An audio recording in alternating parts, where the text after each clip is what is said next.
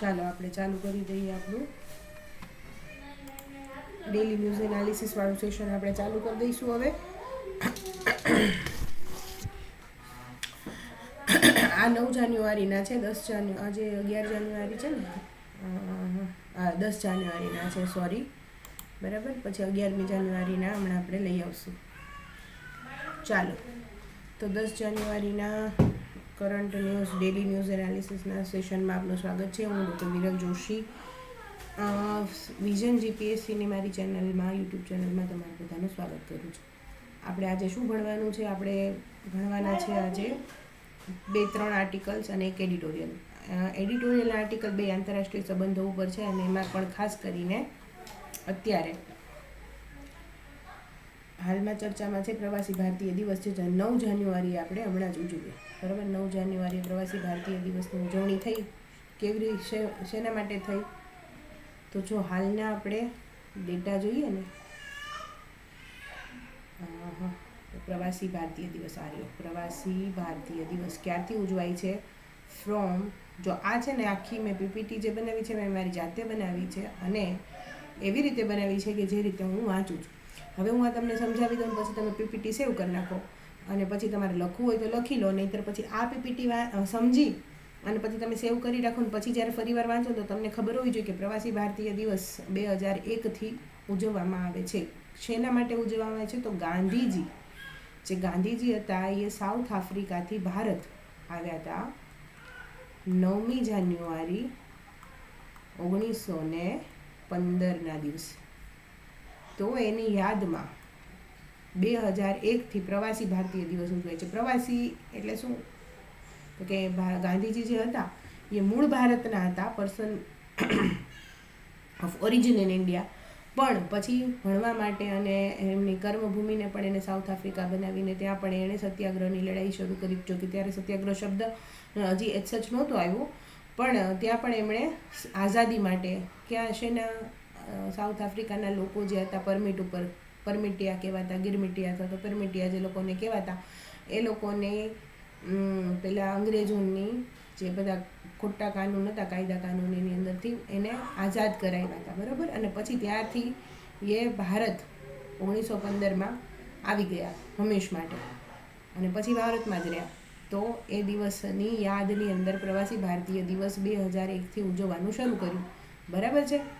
તો હા, આ તો, અને આ થઈ ગઈ પ્રવાસી ભારતીય દિવસની વાત. અને સમાચાર શું હતા? સમાચાર એવા હતા કે આ પ્રવાસી ભારતીય દિવસે મોદીજીએ દસ્તાવેજીકરણ એટલે ડોક્યુમેન્ટેશન, શેનું?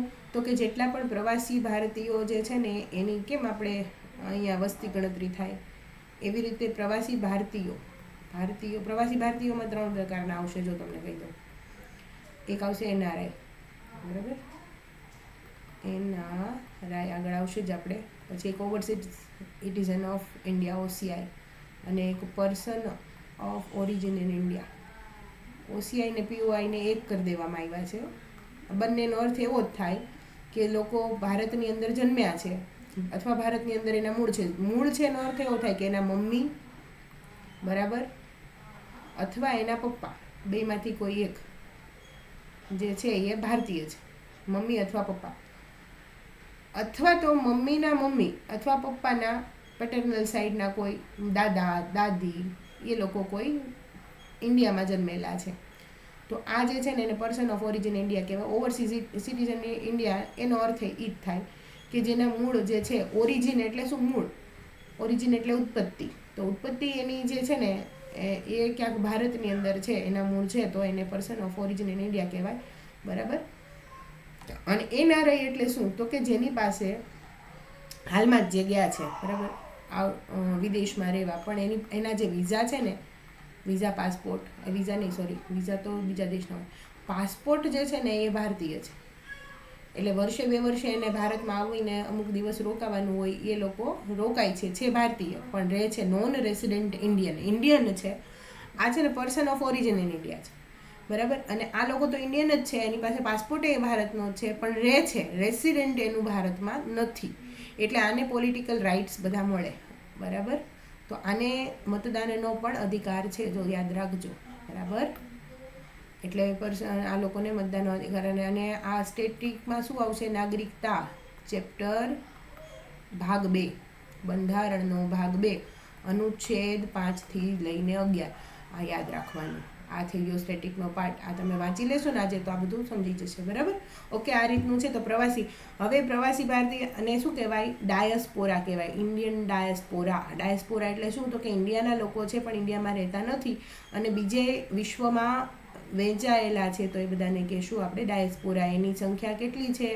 હાલના આંકડા જે સચ આંકડા જે છે એના પ્રમાણે 35.4 મિલિયન એટલે કે 3.5 કરોડ લોકો જે છે એ ભારતના છે અને ભારતની બહાર બધે રહે છે.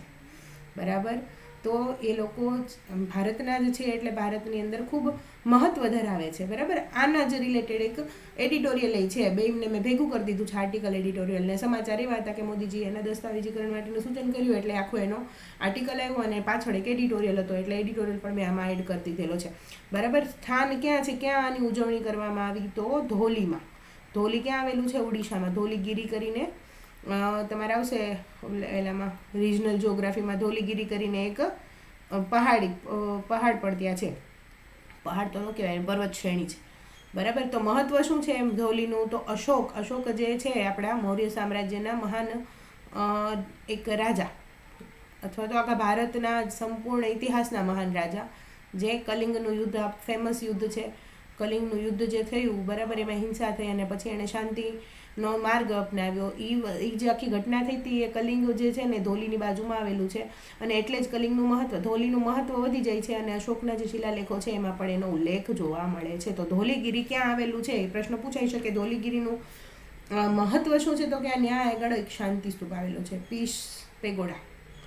શાંતિ સ્તૂપ કોણે બનાવ્યો છે? જાપાને બનાવેલો છે. બરાબર? 50-60 વર્ષ પહેલાં જાપાને ત્યાં આગળ બનાવેલો છે. તો આ થઈ ગયું.